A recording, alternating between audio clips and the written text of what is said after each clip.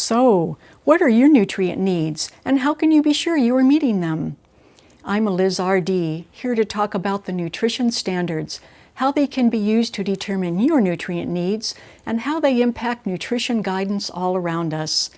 I'm a registered dietitian with over 30 years' experience working with nutrition standards and the services they impact. Today, let's dive into an overview of what exactly are nutrition standards. Well, it starts with the 6 essential nutrient groups. These groups include individual nutrients that the body cannot produce on its own in adequate amounts and must be obtained from food or supplements. Vitamins, minerals, proteins, carbohydrates, fats, and water. Nutrition standards are science-based guidelines that suggest healthy intake levels for all of these nutrients for healthy persons of all ages. For example, the standards suggest how much vitamin C, calcium, or protein that you need each day. Getting the nutrients your body needs is the foundation of nutrition and diet, and sometimes this gets lost in the sea of information out there. The goal of my channel is to show how the nutrition standards can be used as a foundation for determining your nutritional needs and making informed choices about your diet. In the US and Canada, nutrition standards are described as DRIs, or Dietary Reference Intakes.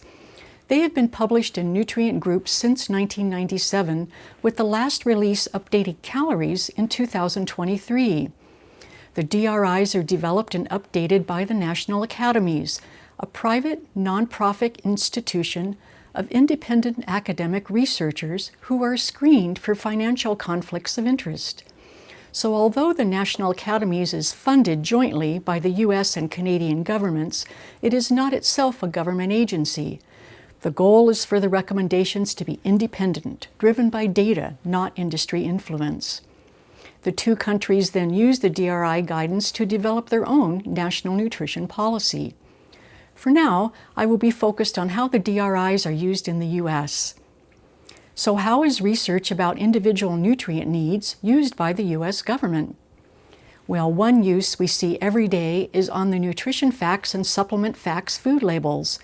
Here, the DRIs help to determine the percent daily values listed next to the nutrient amounts.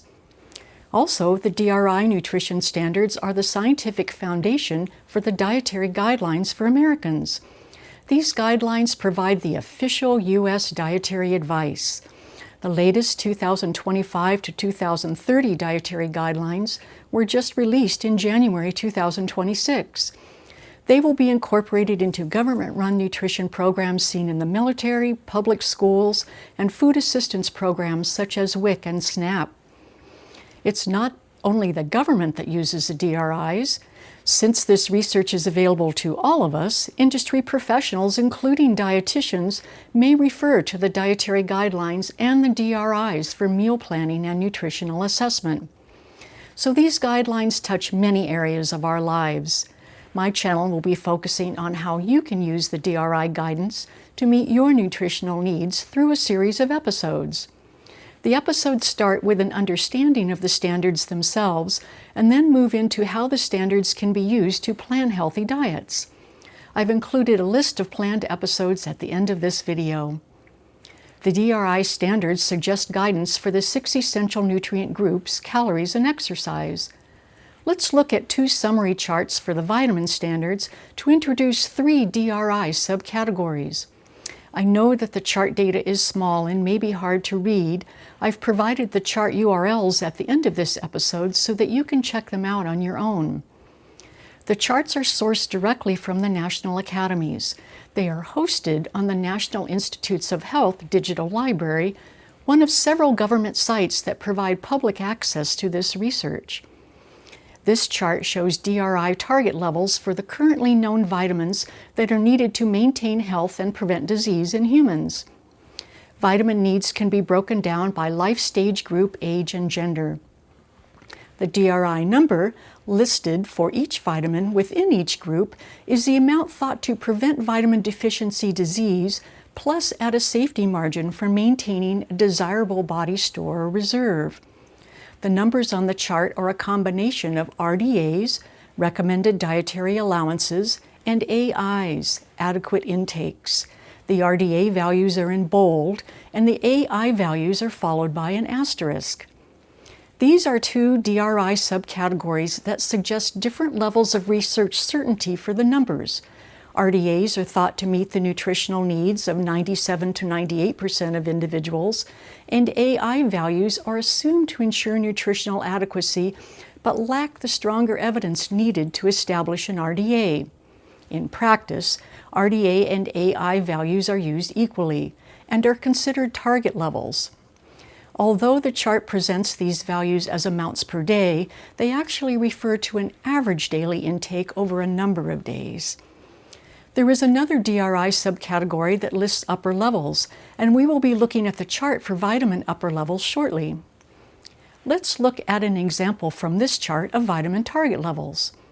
A 30-year-old female needs 75 milligrams of vitamin C per daily average for nutritional adequacy. A 30-year-old male needs 90 milligrams of vitamin C. These amounts do assume that the person is healthy to begin with. If a person is ill or otherwise malnourished, the individual needs for that person may be different. Also, lifestyle can make a difference. For example, persons who smoke cigarettes are thought to need an additional 35 milligrams of vitamin C per day. Individual requirements for a specific vitamin are generally unknown without some biological testing, but the DRI standards can give a reasonable estimate for a nutrient level that provides adequacy and prevents the adverse effects of excess intake. Speaking of excess intake, it's not unusual to see vitamin supplements offering vitamin C in hundreds or even thousands of milligrams per serving. If you have taken these, maybe you have consequently noticed some uncomfortable gut symptoms like gas or even diarrhea. Well, the standards can offer some guidance here. This second chart lists suggested upper levels for the vitamins. The Tolerable Upper Intake Level, or UL, is a third subcategory of the DRI standards. Notice that this chart is set up similarly to the DRI vitamin target levels that we were just looking at, with vitamins listed across the top and life stage group listed down the side. These standards list a maximum daily intake level that is not likely to cause adverse health effects, even if taken over time. However, taking amounts above this level for a period of time may cause toxicity symptoms, which vary for different nutrients. The UL was developed in part as a response to the growing use of dietary supplements to ensure that nutrient intakes do not exceed a safe level. Not all nutrients have a UL values if they are not known issues of excessive intake. However, that does not necessarily mean that they are safe to consume in large amounts. This chart shows that the upper level of vitamin C for a 30-year-old female and a 30-year-old male is 2,000 milligrams per day. So there is a large range between the 75 or 90 milligrams required for nutritional adequacy and the amount that may cause adverse toxicity reactions such as gut upset. Combining information from both charts, the guidance is to consume at least the target level as a daily average, but no more than the upper level. These two vitamin charts have introduced 3 DRI subcategories to show target and upper level vitamin amounts. These will come up again in future episodes as the nutrient groups are discussed. The DRI nutrition standards are science-based guidelines that suggest healthy intake levels of essential nutrients for healthy persons.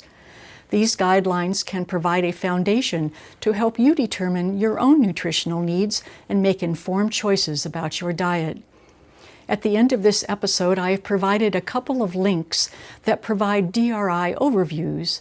One is sourced directly from the national academies, and one is sourced from a government site that provides good summary access to this information.